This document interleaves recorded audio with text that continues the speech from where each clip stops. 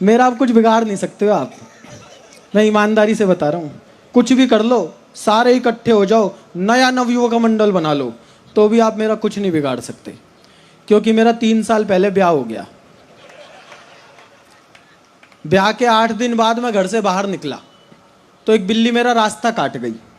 मैं रुक गया, वो वापस लौट के आई, बोली तेरा ब्याह हो लिया, अब इससे बुरा तेरे साथ क्या होगा, निकल जा। तो मेरा मैक्सिमम हो लिया, इससे बुरा मेरे साथ हो नहीं सकता भाई साहब। इसलिए अब मेरे साथ कुछ भी कर लो, मैं बिल्कुल प्रूफ हो चुका हूँ। मेरी नई नई शादी हुई, मैंने विनीत भाई को फ़ोन किया, ये सीनियर कवि हैं और सीनियर पति भी हैं। सीनियर पति? नहीं, पतियों में सीनियर होते हैं, जो पहले से कष्ट झेल रहे होते हैं वो सीनियर पति कहलाते हैं। अच्छा। मैंने इन्हें फ़ोन करके पूछा, मैंने कहा भाई साहब मुझे कोई ऐसी टेक्निक बता दो कि मैं अपनी बीवी का जन्मदिन कभी ना भूलूं। इन्होंने मुझे जो टेक्निक बताई, कसम है, सिर्फ वो लोग तालियां बजाना जिन्हें बात समझ में आए, जिन्हें नहीं समझ आए वो कल सुबह मंदिर में बजा लेना, फिर जो आपके साथ हो वो आप जानना। मैंने कहा भाई साहब मुझे कोई ऐसी टेक्निक बता दो कि अपनी लुगाई का जन्मदिन कभी ना भूलूं। बोले एक बार भूल जा।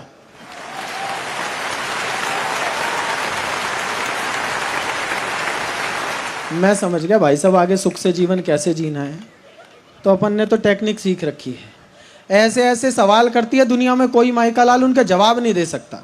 पिछले दिनों मेरा जन्मदिन आया तो बड़े रोमांटिक मूड में आई, जानू मैं तुम्हें बर्थडे पर क्या गिफ्ट दूं। मैं कहा तू मेरी बात सुन लिया कर, घर में हंस बोल कर रह लिया कर, कभी ये सब मेहमान लोग आ जाए इनकी इज्जत कर लिया कर, इतना बहुत है। अगली ने 2 मिनट तो सोचा जी, फिर बोली ना मैं तो गिफ्ट ही दूंगी। तो अपना काम गिफ्ट से ही चल रहा है, वो वही करती है जो वो करना चाहती है और हमसे भी वही करवाती है जो करवाना चाहती है। उसके बिना हम कुछ नहीं कर पाते। दिन में 20 बार एक ताना देती है, तुमने मेरी जिंदगी नरक बना दी। कोई ढंग का मिला हो तो तुम्हें कितनी खुश रहती, जैसे हम नहीं मिलते तो इन्हें कोई धनपति कुबेर मिल रहा था। लेकिन बोलती है भाई साहब, एक दिन मैंने यहीं लपक लिया। मैंने कहा देखो, मनुष्य यदि प्रसन्न रहना चाहे तो प्रसन्नता उसके भीतर होती है, बाहर की स्थितियां उसके सुख और दुख के लिए जिम्मेदार नहीं होती। वो बोली कैसे? अब मैं सिद्ध करता हूं भाई साहब। मैंने कहा इन महिलाओं को आप स्वर्ग में भी छोड़ दो, इससे बढ़िया जगह तो नहीं बनाई जी ब्रह्मा जी ने, वहां पे इनकी कोई सहेली मिल जाए। पहला संवाद क्या होगा? अप्सरा को देखा, देखो ड्रेसिंग सेंस ही नहीं है, कैसे कैसे कपड़े पहनती है। एक हम साहब, हमें आप नरक में भी छोड़ दो, वहां हमारा कोई दोस्त मिल जाए, एक ही बात पूछेगा, यमराज की बेटी देखी। बहुत अच्छे। हम तो किसी भी स्थिति में खुश रह लेते हैं भाई साहब, हमारा क्या बिगड़ सकता है। हम सादा जीवन उच्च विचार जीने वाले लोग हैं भाई साहब, बहुत सादे लोग हैं। सच बता रहा हूं, इन औरतों को देखो, एक लाल रंग की लिपस्टिक के भी 300 नाम बता देंगी। ये वाली लाल है, ये वाली लाल है, ये वाली लाल है। हम सीधे साधे पुरुष कंडीशनर से सिर धो के बाहर आ जाते हैं, सारा दिन सोचते रहते हैं बिना झाग वाला शैम्पू घर में कौन लेकर आया।